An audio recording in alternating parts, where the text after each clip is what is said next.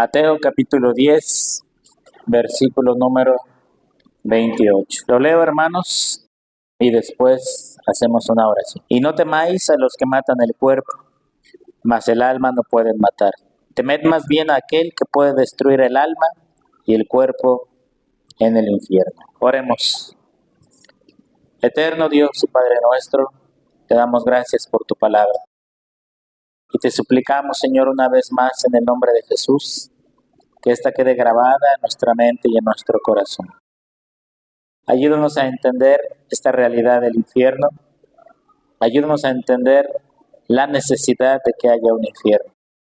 Te lo pedimos, Señor, en el nombre de Jesús. Amén. ¿Por qué tenemos que preocuparnos por el infierno? ¿Por qué hay que predicar sobre él? ¿Por qué hay que meditar sobre el infierno? Hay muchas razones, hermanos. Yo les voy a mencionar 3 de ellas nada más. La primera, conocer los terrores del infierno pudiera servir para sacudir nuestra conciencia y sacarnos de una falsa seguridad, sacudir lo que somos, replantear nuestro cristianismo y si estamos en una falsa seguridad, quitar eso. Otra razón, conocer las verdades sobre el infierno podría en algún momento dado disuadirnos de pecar. Ya estamos por hacer algo malo, estamos conscientes de que está mal. Quizás recordar un poquito que hay un infierno pudiera hacernos pensar 2 veces lo que ya teníamos planeado hacer. Y una tercera razón, hermanos, sería conocer los terrores del infierno. Podrá llevarnos también a evaluar nuestro cristianismo. ¿Verdaderamente somos cristianos o solo estamos jugando a ser cristianos? Pudiera yo pensar que soy cristiano porque pues no soy católico, no soy de ninguna otra religión.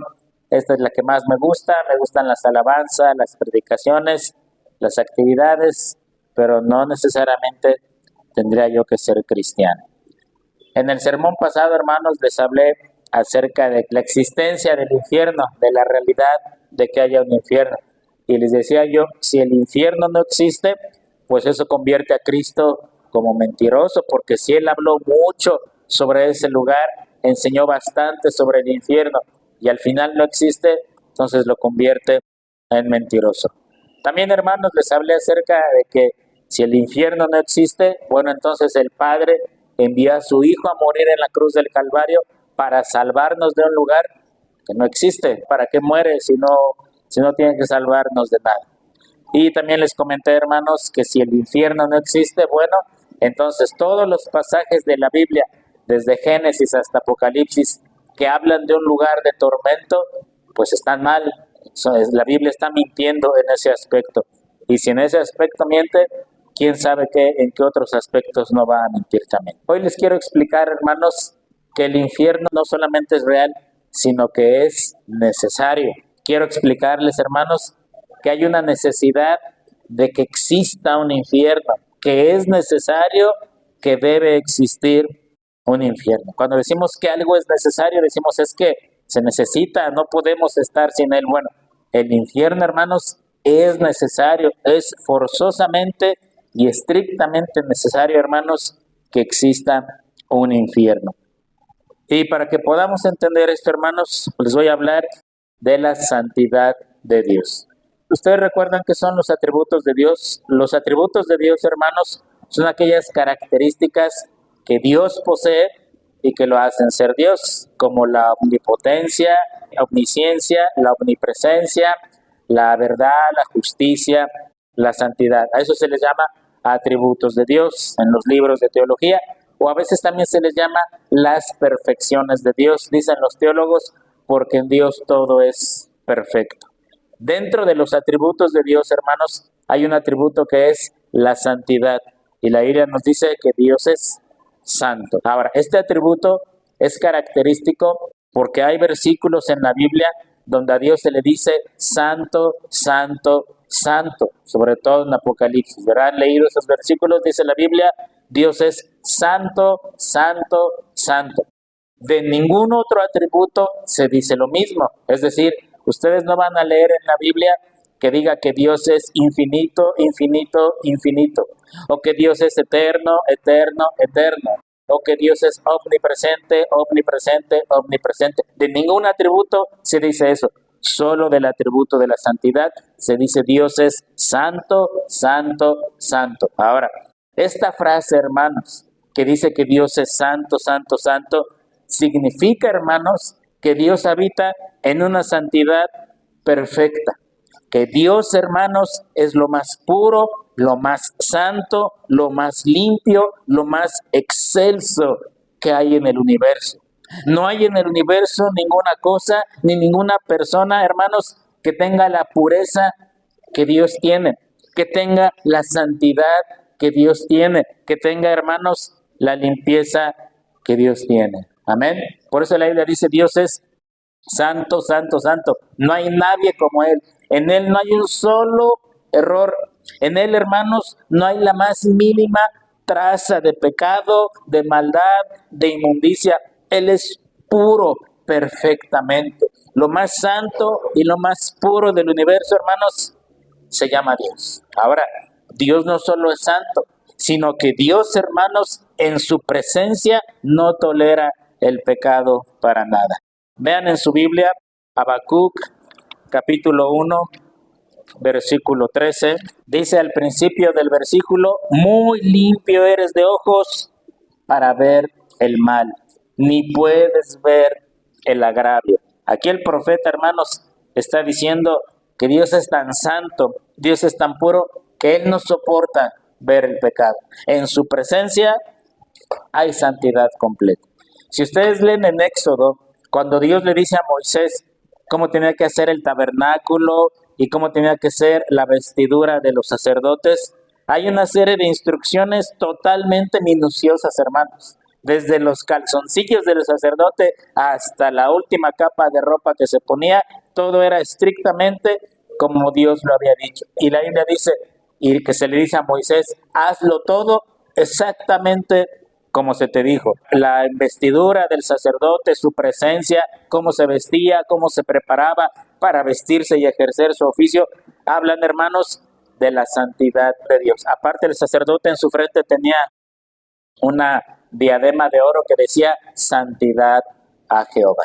Entonces, hermanos, eso nos debe quedar claro. Dios es lo más puro, lo más santo, lo más limpio, lo más excelso que hay en el universo. En su presencia, el pecado no es tolerable. ¿Nos queda claro? Ahora, por el otro lado, hermanos, tenemos al hombre que no es nada de eso. Tenemos a los seres humanos que están llenos de maldad. Y no solamente están llenos de maldad y de pecado, sino que la Biblia dice, hermanos, que el intento del hombre en su corazón, desde que es joven, es pecar y portarse mal. Entonces, por un lado, tenemos a un Dios que es totalmente santo. Y por el otro lado, hermanos, tenemos a un ser humano que es totalmente lleno de pecado, de errores, de defectos, de impureza. Leamos algunos versículos que nos hablan de esto, hermanos. Leamos, por ejemplo, Génesis 8:21.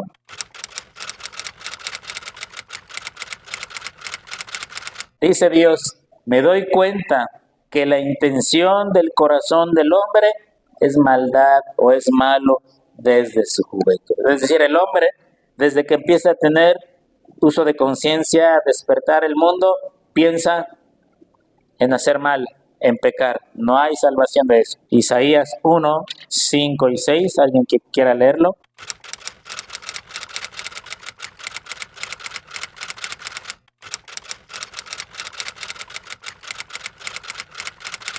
Dice el profeta, toda cabeza está enferma, todo corazón es doliente, desde la planta del pie hasta la cabeza, todo es herida, todo es hinchazón, llaga podrida que no están curadas. O sea, está describiendo cómo es el ser humano, lleno de pecado completamente. Jeremías 17:9.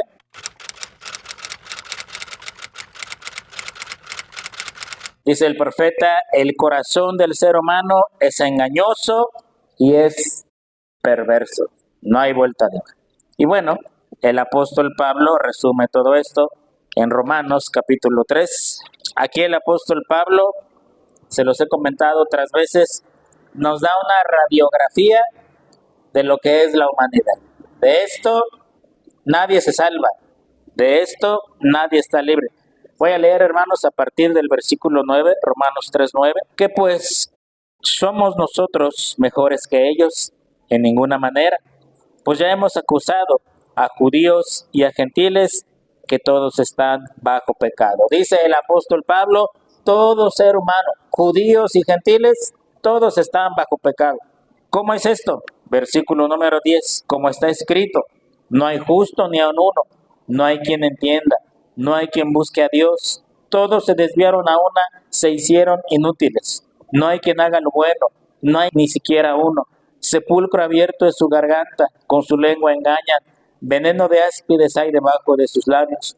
Su boca está llena de maldición y de amargura, sus pies apresuran para derramar sangre, quebranto y desventura hay en sus caminos, y no conocieron camino de paz. No hay temor de Dios delante de sus ojos. Dice el apóstol Pablo, así es la humanidad. No existe un solo ser humano, hermanos, que se escape de esta descripción. Todos los seres humanos tenemos pecado. A mi esposa le gusta ver mucho esas series de criminalística y de que persiguen criminales, que parece que tienen crímenes perfectos, pero los investigadores pasan semanas, meses investigando hasta que agarran al fulano, ¿no? Esas son historias interesantes muchas veces. Y en varias de ellas, hermanos, yo he visto, a veces están persiguiendo asesinos seriales, ya han matado a muchas personas y la policía anda sobre ellos porque pues se les escapa y están matando gente. No siempre, pero en muchos de los casos ya cuando lo capturan dicen, pues era fulano, sutano, perengano. Y a veces ocurre que cuando la gente se entera quién era, decían, pero si era buen vecino, si era esposo cariñoso con su esposa, sus hijos, iba a la iglesia cada 8 días, barría su banqueta, a todo mundo saludaba, o sea, era una persona intachable, pero en sus ratos libres le gustaba asesinar personas. Nosotros podemos ver una persona, hermanos, y casi todos conocemos a alguien que decimos, fulanito, sutatito, no hombre, mis respetos para esa persona, va por la calle, saluda a todo mundo, le da limosna a todos, ayuda, es amable, todo, nunca se enoja, o sea, es una excelentísima persona. Pero la Biblia, hermanos, no se puede equivocar. La Biblia dice que todos somos pecadores. Podemos ver a una persona que es amable con todo el mundo y no sabemos la podredumbre que anda cargando en su corazón. No sabemos todos los sentimientos que trae dentro de sí. No existe nadie bueno en el mundo, hermanos. Ni al más bueno que usted vea, en algún momento dado, su carácter explota y hace cosas que no hubiera dicho y por qué lo hizo.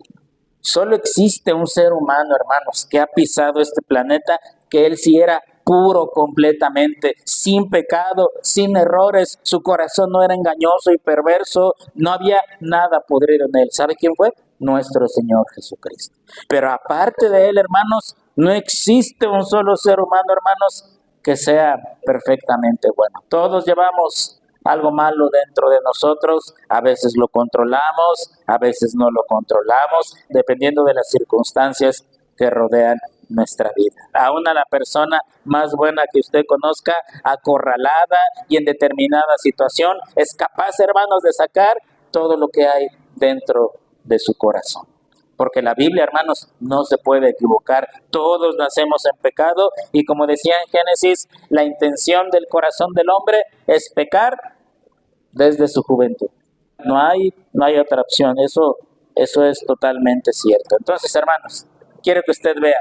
Por un lado, tenemos a un Dios santo, perfecto, puro, limpio, que habita en perfecta santidad. Y por otro lado, tenemos al ser humano que piensa en pecar desde que es joven. Como que estos dos no van a compaginar nunca. Ahora, otra cosa que tenemos que entender, hermanos, es que la esencia del pecado, hermanos, es ofender la santidad de Dios. Si usted busca en un libro de teología o en un diccionario bíblico la definición de qué es pecado, le va a dar varias definiciones. Pecado es infracción de la ley. Pecado es errar el blanco. Pecado es esto, pecado es lo otro. Pero la esencia del pecado, la descripción más exacta de lo que es pecado, hermanos, es que cuando el hombre peca, ataca, ofende y menosprecia la santidad de Dios. Cuando el hombre peca, lo repito, ataca, ofende y menosprecia a ese Dios que habita en pureza perfecta y en santidad perfecta. Es como el hijo que sabe que a su papá le molesta el desorden y lo quiere hacer enojar. ¿Qué va a hacer? Va a dejar todo botado en su cuarto y todo botado por la casa. Y ahí el problema no es tanto el desorden, o sea, bueno, sí importa el desorden, pero ahí el verdadero problema es que el hijo en el corazón quiere hacer enojar y que su papá se ponga colérico en ese momento. Y mientras más le diga, pues más desorden voy a hacer. ¿No quieres que haga esto? Pues lo voy a hacer. ¿No quieres que vaya a tal lugar? Lo voy a hacer y así te voy a hacer enojar y sacarte de tus cabales. Bueno, el pecado es lo mismo. Cuando el hombre peca, hermanos, cuando el hombre insiste en pecar, lo que está haciendo, hermanos, es ofendiendo y dañando la santidad de Dios. Definitivamente, eso no se puede quedar así. Y así como el padre que no tolera algo y tiene que corregir al hijo, y la corrección va a ser según el grado de la ofensa, así Dios, hermanos, tiene que corregir, tiene que castigar que su santidad haya sido dañada y ofendida. ¿Y qué castigo será el único suficiente para eso, hermanos? El infierno. No hay otro castigo que pueda ser para eso. A veces pensamos que el pecado es algo sencillo, decir una mentirita blanca, todos lo hacemos, todos lo pensamos, pero no, hermanos, no es de esa manera. Hay un escritor que pone una ilustración para que podamos entender cómo es el pecado delante de Dios. Él dice, imagine que usted va caminando por la banqueta, ¿verdad? Y en sentido contrario viene hacia usted otra persona.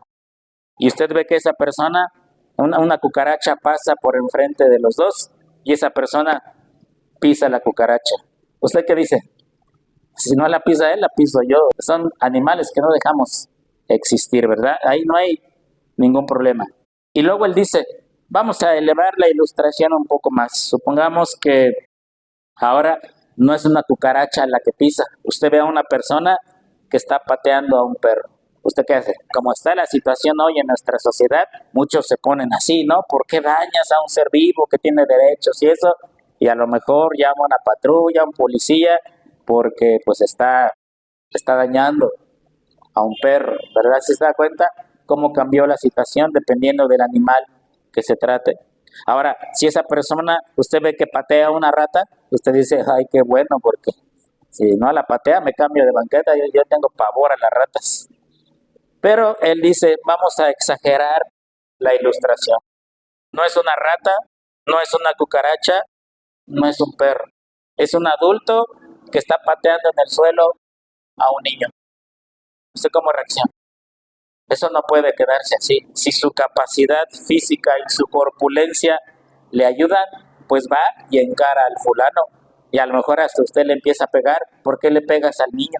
Y llama a una patrulla y un policía, y eso no se puede quedar así, claro, bajo el riesgo de que usted también salga dañado, pero usted no puede soportar que eso pase.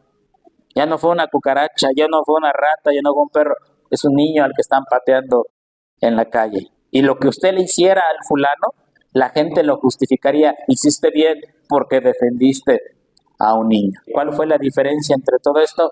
La persona o la cosa que se estaba dañando.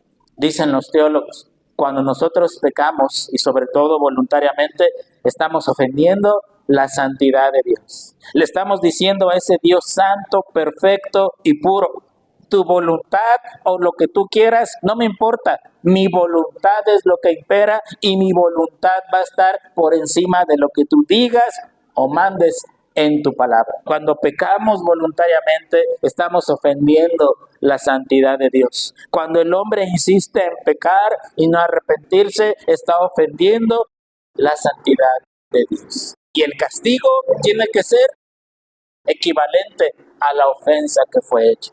Y el único castigo que puede reivindicar la santidad de Dios, que puede hacerle justicia a la santidad de Dios, hermanos, es el infierno.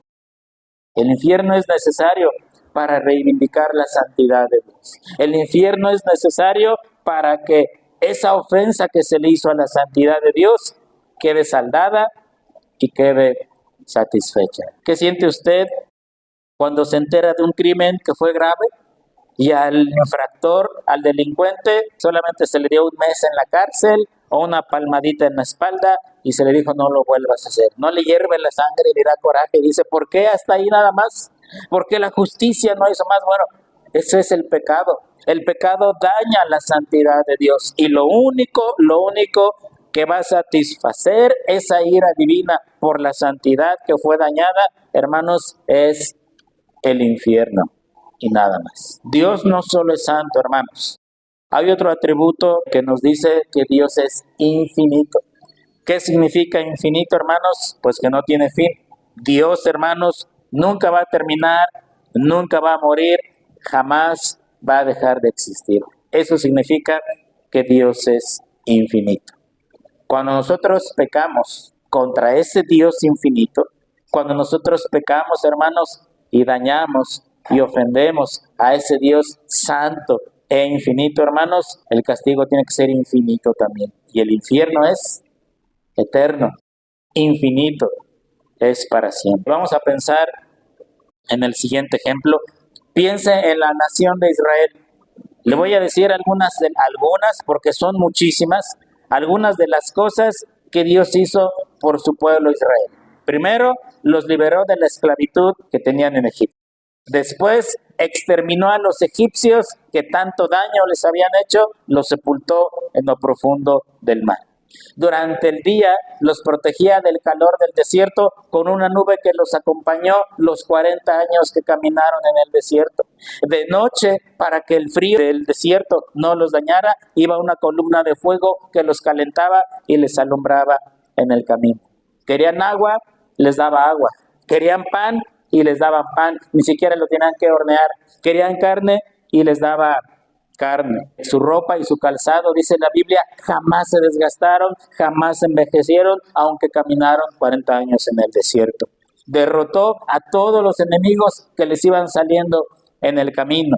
Todas las ciudades que ellos tomaron, de las cuales ellos tomaron posesión, dice la Biblia, fueron ciudades que ellos no construyeron, fueron cisternas que ellos no cavaron, árboles que no plantaron, y de todo ello Dios les dio posesión. Nunca les faltó su palabra, nunca les faltó su presencia. ¿Sí? Dios hizo por su pueblo, hermanos, todo. Eso lo pueden leer en el Antiguo Testamento. Dios les dijo, solamente les pido una cosa, no se olviden de mí, no tengan dioses ajenos.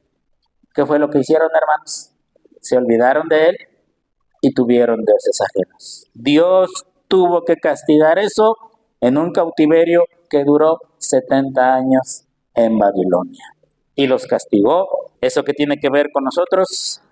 Hebreos capítulo 2. Voy a leer del 1 al 3, hermanos. Fíjense cómo dice. Por tanto es necesario que con más diligencia atendamos a las cosas que hemos oído. No sea que nos deslicemos.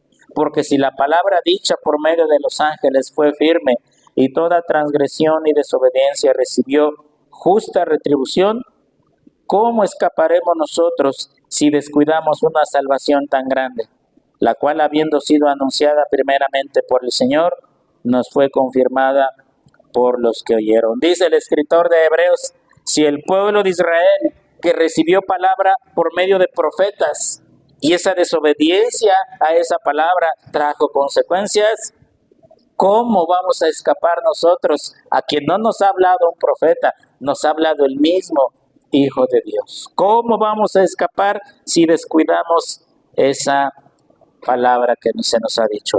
Un Dios infinito va a infligir, hermanos, un castigo infinito. Y la única manera en la que el castigo sea infinito, hermanos, ¿dónde es?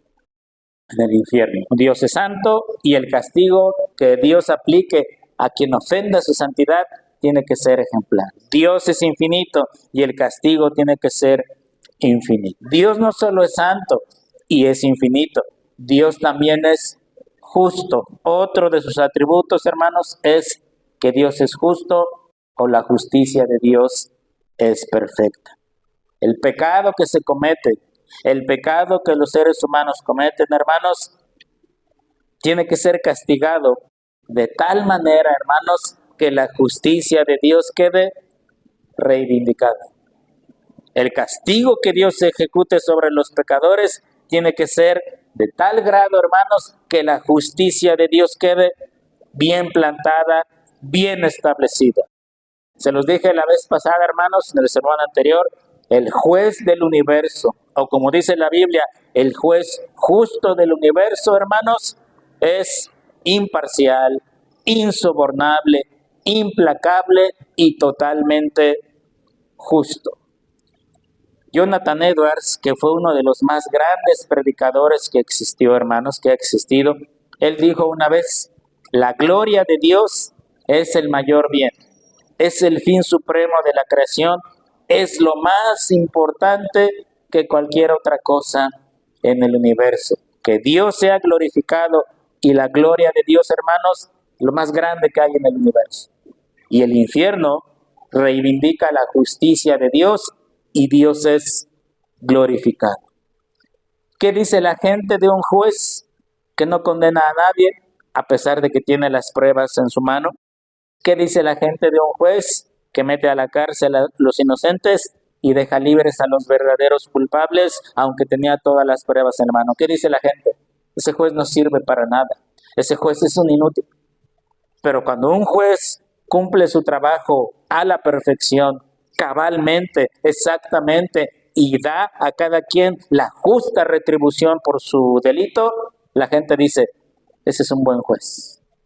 Dios, que es el juez del universo, tiene que glorificar su nombre, tiene que glorificar su justicia.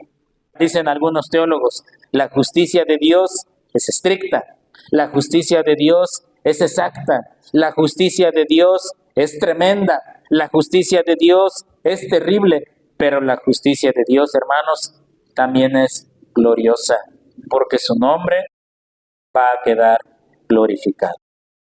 Cuando lleguemos al cielo, cuando los santos lleguemos al cielo, hermanos, vamos a alabar a Dios por muchas cosas, pero uno de los motivos de alabanza a Dios va a ser por su justicia que fue inquebrantable. Apocalipsis 15:3, alguien lo lea, por favor.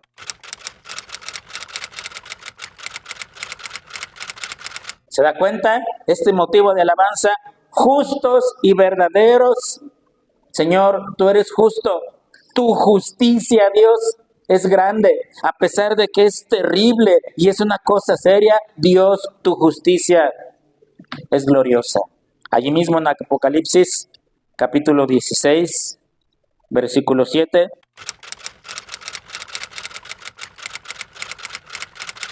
Tus juicios son verdaderos y justos. Uno de los tantos motivos, hermanos, por los que la humanidad salva va a alabar a Dios en el cielo, es porque fue justo, porque su justicia fue perfecta.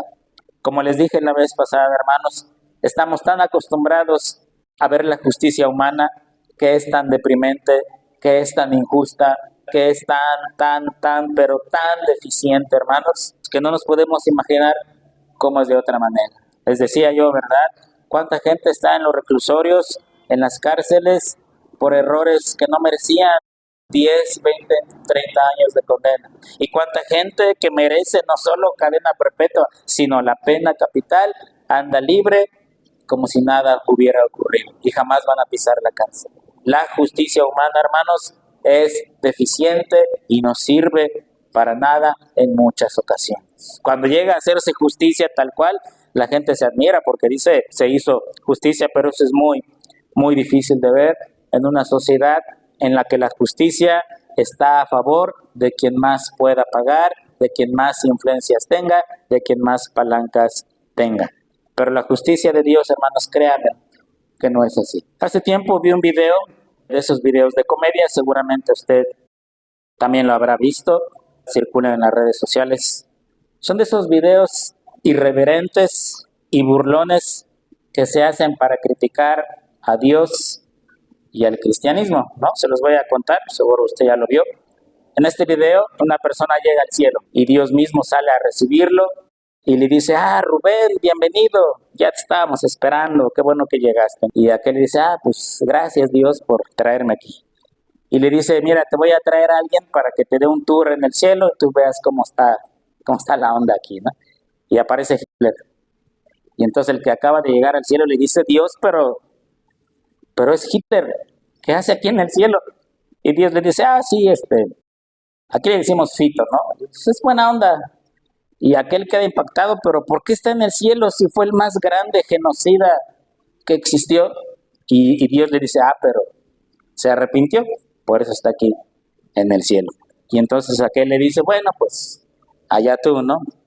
Y le dice, oye, ¿puedo ver a mi mamá? Y Dios le dice, híjole, tu mamá está en el infierno. Y le dice, pero ¿por qué? Si era una devota católica y era bien buena gente y esto y lo otro. Le dice, sí, pero comió carne en vigilia. Y eso le hizo irse al infierno. Y aquel dice, pero ¿cómo es posible que por ese errorcito y Hitler, sí está aquí? Y le dice, bueno, ¿y mi papá? Tu papá también está en el infierno porque trabajó en un día santo. Pero Dios tenía que trabajar, éramos 9 hermanos, tenía que trabajar hasta de más. Pues sí, pero pues así es la cosa, ¿no? ¿Qué le vamos a hacer? Y luego Dios le dice, pero si hay alguien de tu familia que te quiere ver, aquí está tu tío fulano. Y el cuate dice, pero mi tío abusaba de mí cuando yo era niño. Y Dios le dice, pero se arrepintió, entonces por eso está aquí en el cielo. Y aquel se queda impactado, ¿no? De que su mamá y su papá estén en el infierno y Hitler y un pedófilo estén en el cielo. Y luego ya Dios le dice, pero tu tío tiene un amigo que se llama Maciel, te va a caer muy bien. Si ustedes no saben, Maciel fue un padre, un sacerdote católico, que ha sido de los más grandes pedófilos. Hay un documental que usted puede ver, ¿no? Entonces, ¿cuál es el mensaje de este sketch burlón? Pues que así va a ser el cielo, ¿no? Que nada más por arrepentirse, un pedófilo puede llegar al cielo, un genocida puede llegar al cielo. Pero una persona que era fiel en su religión, por haber comido carne en vigilia o por haber trabajado en domingo, se va a ir al infierno, ¿no? El que hizo este video, hermanos, no tiene la más mínima idea de cómo funciona la justicia divina. Las cosas no van a ser así como dice ese video. Yo les aseguro, hermanos, porque así lo dice la Biblia, que cuando Dios juzgue la humanidad, lo va a hacer perfectamente. Su justicia va a ser tan grande, tan excelsa, tan perfecta, tan terrible y tan estricta que la humanidad va a alabar a Dios por su justicia. Nadie que no tenga que estar haciendo nada en el infierno va a estar ahí.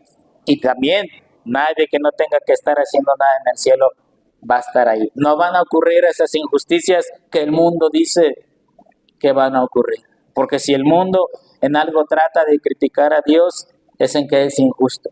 Seguramente usted alguna vez, cuando ha tratado de compartir el Evangelio, hermanos, le habrán dicho, si Dios es tan bueno, ¿por qué deja que los niños se mueran de hambre? Si Dios es tan bueno, ¿por qué deja que tantos niños sean abandonados en el mundo? Porque si Dios hizo caer el maná con los israelitas, ¿por qué no deja caer maná o comida allá en esos lugares donde los niños se mueren de hambre? Hermanos, todo tiene una razón de ser, todo tiene una historia y todo tiene una justificación. Y la Biblia, cuando le llama a Dios el juez justo del universo, hermanos, es porque es el juez justo del universo. A cada quien le va a dar, hermanos, exactamente la justa retribución. Y la manera en que la justicia de Dios va a ser glorificada por sobre todas las cosas y la humanidad entera va a glorificar la justicia de Dios es cuando unos vayan al cielo y otros vayan al infierno. En el infierno, hermanos, la justicia de Dios es glorificada a la máxima potencia. Yo les aseguro que no van a ocurrir esas cosas como ese video que les conté y como la humanidad piensa. La humanidad siempre ha pensado que Dios es injusto, que Dios es un genocida, que Dios es esto, que Dios es lo otro. Hermanos, no. El problema es que la gente no lee la Biblia completa. Para tener una visión exacta de cómo es Dios y cómo son sus atributos, hay que leer la Biblia de principio a fin.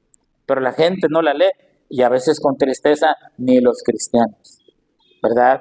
La gente lee Primera de Juan 4:8, Dios es amor, y con eso se quedan, con ese enunciadito que Dios es amor, pero eso implica muchísimas cosas más.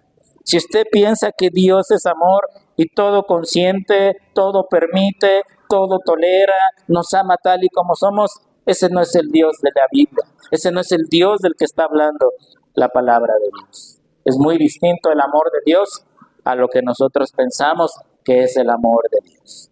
Entonces, hermanos, Dios es santo. El infierno reivindica su santidad. Dios es infinito y tiene que infligir un castigo infinito.